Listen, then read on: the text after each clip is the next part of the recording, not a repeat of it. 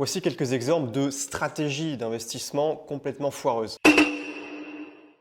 L'action Shopify ne fait que monter ces derniers temps. Voilà enfin une belle opportunité d'investissement.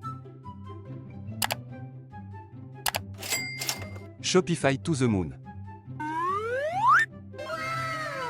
Je le savais. Déjà 15% de profit en seulement une semaine. À ce rythme, je pourrais m'acheter une Lamborghini avant la fin de l'année. 3 jours plus tard.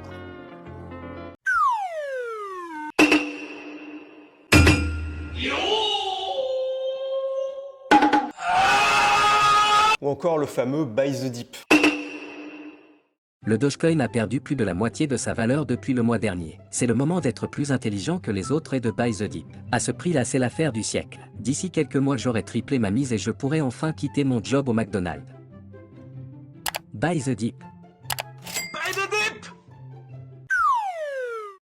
Sapristi, le Dogecoin a encore chuté de 20%. Je devrais me réjouir, je vais pouvoir buy the dip pour un prix qui ne se représentera probablement plus jamais à l'avenir. Dogecoin to the moon.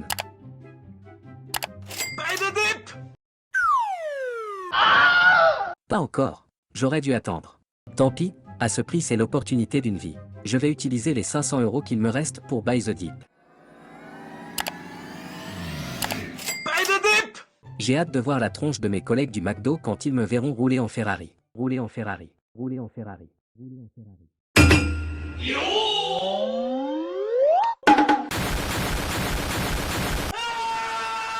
Les marchés financiers, c'est une machine à plumer les investisseurs naïfs, les débutants qui espèrent faire des gros gains rapides. Le vrai problème, c'est pas tant les marchés financiers en tant que tels, alors évidemment c'est toujours risqué, mais le vrai problème, et ce qui fait vraiment perdre de l'argent aux débutants, c'est le comportement des petits investisseurs qui font absolument n'importe quoi et qui ensuite viennent pleurer parce que toutes leurs économies sont parties en fumée. C'est une des raisons pour lesquelles il faut toujours se former avant de commencer à investir. Et justement, dans cette vidéo, on va parler d'une stratégie d'investissement toute simple, accessible aux débutants, qui demande aucune connaissance de trading et qui peut te permettre de réaliser des superbes rendements à long terme en limitant au maximum le risque. La seule condition, c'est déjà d'investir dans des actifs dans lesquels tu crois et sur une période long terme, donc minimum 5 ans, mais 10 ans ou 20 ans, c'est encore mieux. Par exemple, ça peut être un ETF marché américain, ça peut être des actions d'entreprises dans lesquelles tu crois, ça peut être le Bitcoin, enfin peu importe l'actif finalement, tant que tu crois à son potentiel, que tu t'engages à garder tes positions sur le long terme et surtout que tu acceptes et que tu comprends bien le risque avant d'investir. Contrairement à tous ces zigotos là sur YouTube qui te promettent des x10 faciles, rapides. Moi, je suis pas là pour te dire quoi acheter. C'est à toi de faire tes recherches à ce niveau-là. Moi, mon seul but à travers ces vidéos d'investissement, c'est de te donner les stratégies qui fonctionnent, le comportement à adopter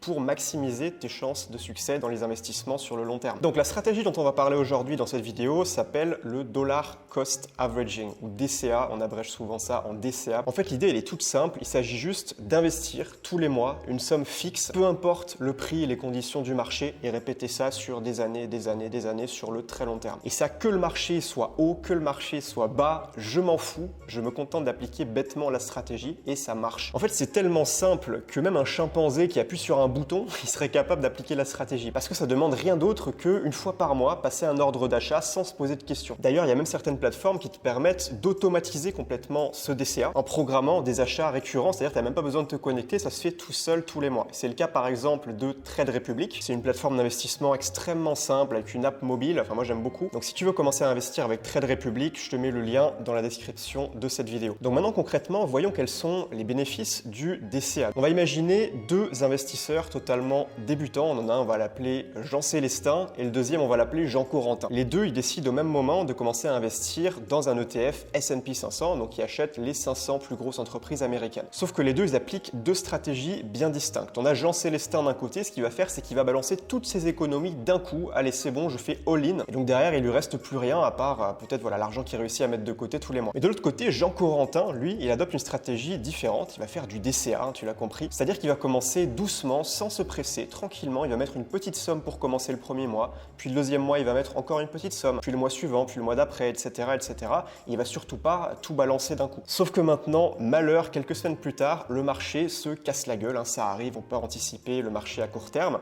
Et donc le S&P 500 perd 25%. Mais là, dans ce scénario, qu'est-ce qui se passe? On a Jean Célestin d'un côté qui a mis toute sa thune dans un ETF SP500. Bah forcément, il est dégoûté de voir que un quart de toutes ses économies d'une vie sont parties en fumée en l'espace de quelques semaines. semaine. Mais de l'autre côté, Jean Corentin, il n'a pas ce problème. Lui, il est serein parce qu'il a juste mis un petit peu d'argent. Bon, ça a un peu baissé, mais c'est pas grave, ça représente pas une somme colossale ce qu'il a perdu. Et surtout, il lui reste encore des réserves pour continuer à investir. Et si le marché descend, limite, il est content, lui, parce que ça va lui permettre de racheter pour moins cher. Alors après, tu vas me dire, oui, mais si ça ne crache pas et que le marché part à la hausse, du coup, c'est Jean Célestin qui s'en tirera le mieux d'un point de vue purement financier. C'est vrai. Mais le truc, c'est qu'en investissement, il faut toujours inclure aussi la dimension psychologique. Avec tout son argent qu'il a investi d'un coup comme ça, Jean Célestin, il est stressé. Forcément, tous les matins, il va se lever, il va regarder les cours de la bourse. Et dès que ses investissements ont perdu ne serait-ce que 1 ou 2%, ce qui arrive tout le temps, il n'y a rien d'étonnant à ça monte jamais en ligne droite, là, ça va le mettre de mauvaise humeur, il aura l'impression d'avoir fait une connerie et ça va le faire remettre en question sa stratégie long terme. Alors que sur une échelle de un jour, même une semaine, même un mois, ça n'a strictement aucun sens de prendre en compte la volatilité sur des petites périodes de temps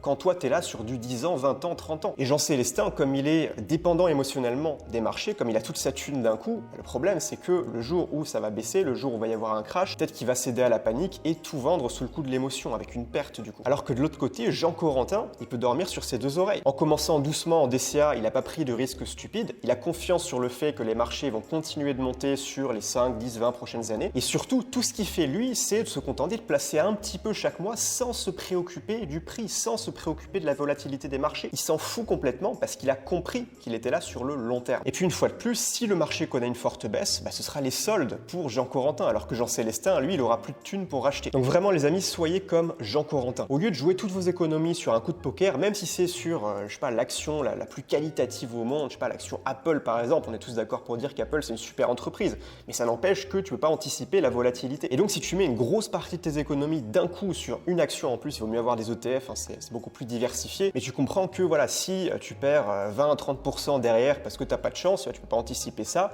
tu vas mal le vivre. Tu vas devoir te traîner du rouge dans ton portefeuille pendant peut-être des mois, voire des années, on ne sait pas. Par contre, si vous vous contentez de faire du DCA, d'investir une petite partie de vos économies et ou de vos revenus chaque mois sans vous poser de questions, mais il est très peu probable que sur les 10 prochaines années, tu sois perdant. En fait, la vraie difficulté avec le DCA, encore une fois, ça revient à la psychologie, c'est de garder la discipline. C'est ça la vraie difficulté. Malheureusement, tu as plein d'investisseurs débutants qui commencent leur DCA et le font pendant 1 mois, 2 mois, 3 mois, peut-être 6 mois, peut-être 1 an, mais au bout d'un moment, ils vont s'arrêter parce qu'ils vont se rendre compte que les rendements sont pas énormes. Effectivement, sur 1 an, si tu es là sur du très long terme, c'est pas une échelle de temps suffisamment significative. Tu peux pas t'attendre sur 1 an à forcément être gagnant. Tu peux pas vraiment anticiper ça. Mais tu en as beaucoup justement des débutants qui vont finir par se décourager, ils vont perdre la discipline et ils vont se tourner vers des stratégies spéculatives ultra risquées où ils vont essayer de faire un x10, tu vois. Et à partir de là, dans 99,9% des cas, ils vont se faire sévèrement punir par le marché. Pour tenir ton DCA sur la durée, j'ai quelques petites astuces justement à te partager que j'applique moi-même. Premièrement, c'est de ne pas regarder les prix plus souvent que tu n'investis. Par exemple, si tu passes un ordre d'achat par mois, tu vas juste regarder les prix une fois par mois seulement quand tu achètes. En dehors de ça n'a absolument aucun sens. Tu vires toutes les applications de marché financier, des cours de bourse de ton téléphone et vraiment tu te coupes au maximum de tout ça, de tout ce bruit court terme, cette volatilité qui ne te concerne pas parce que toi tu es là sur du très long terme. De cette manière, ça t'évitera de te laisser influencer par la volatilité, tu vois, ça t'occupera pas ton esprit. Si tu es là à regarder tous les jours, évidemment que tu vas y penser. Par exemple, je sais pas, tu achètes du Bitcoin et après tu regardes tous les jours, forcément ça va te travailler dans ta tête. Et dès qu'il y aura une baisse, tu vas être sacrément tenté de prendre une mauvaise décision, de tout vendre en te disant je rachèterai plus tard quand ce sera plus bas. Mais ça, c'est des conneries, tu peux pas timer le marché. Ensuite, deuxième conseil, c'est de se rappeler régulièrement que tu es là sur du long terme. Alors je sais, je l'ai déjà dit 1000 fois dans cette vidéo, mais vraiment c'est important de le comprendre. Pars du principe que si demain, par exemple, on a un crash de 50% sur les marchés financiers, toi, en tant qu'investisseur long terme, tu es censé t'en foutre. Tu es censé t'en foutre ou même être content parce que ça va te permettre de profiter des prix bas et de racheter en solde. Ça fait absolument aucun sens de paniquer parce que, a priori, toi, tu es là sur, disons, 10 ans par exemple. Qu'est-ce que tu t'en fous qu'aujourd'hui, ton placement ait perdu de la valeur? Ce qui compte, c'est ce qui vaudra dans 10 ans. Tu n'as pas prévu d'y toucher d'ici là. Et rappelle-toi que sur une échéance 10 ans, 20 ans, 30 ans, même s'il y a eu un violent crash la semaine dernière, il est extrêmement probable qu'au bout de plusieurs décennies, si par exemple tu as acheté un ETF marché US, il est extrêmement probable qu'il soit remonté bien plus haut que ce qu'il était avant que ça se casse la gueule la semaine dernière. Et puis enfin, un dernier conseil, si tu veux vraiment une stratégie zéro prise de tête, c'est-à-dire que tu veux juste investir, faire fructifier ton argent et ne jamais avoir à y penser, à faire ta vie, à t'occuper de, je sais pas, ton activité principale. Toi, t'es pas trader, c'est pas censé être ton activité, t'es censé adopter une approche passive. Ce que je te conseille dans ce cas-là, c'est d'investir en mode automatique avec une stratégie justement DCA qui est faite automatiquement. C'est-à-dire que tu n'as même pas besoin de te connecter sur ton compte de bourse, tu as juste à envoyer l'argent dessus et tous les mois, il va investir le montant que tu as décidé. Et ça, c'est possible notamment avec Trade Republic grâce à leur fonction plan d'investissement programmé. Tu as juste à choisir un plan d'investissement, par exemple ETF SP500. C'est qu'un exemple, encore une fois, tu fais tes propres recherches, je ne suis pas conseiller financier. Mais une fois que tu as choisi ton plan, tu décides par exemple, ok, je vais mettre 100 € par mois et tous les mois, il va investir automatiquement tant qu'il y a les fonds sur ton compte évidemment. Donc il faut approvisionner ton compte, mais sinon tu n'as même plus besoin d'y penser, ça se fera tout seul. Et ça, c'est vraiment la manière la plus passive de le faire. Donc je te recommande vraiment d'essayer l'application Trade Republic. Je te mets le lien dans la description. Tu verras, ça prend littéralement 15 minutes pour s'inscrire. C'est une application extrêmement simple, vraiment bien pensée, qui va te permettre de démarrer dans les investissements. Évidemment, commence doucement et puis fais tes propres recherches avant d'investir dans quelque chose. Je te mets le lien dans la description de cette vidéo. Donc j'espère que cette vidéo t'a été utile. Si tu veux aller plus loin avec moi maintenant, je t'ai préparé une formation totalement offerte dans laquelle je te livre mes 12 meilleurs conseils pour démarrer en bourse sur des bases saines et éviter de perdre de l'argent bêtement en faisant des erreurs de débutant. Donc pour recevoir cette formation offerte dans ta boîte mail, je te mets le lien en description encore une fois, tu trouveras le lien en dessous. Donc c'est tout pour moi aujourd'hui, je te souhaite une excellente journée et je te dis à très vite pour une prochaine vidéo. C'était Emilio, ciao ciao.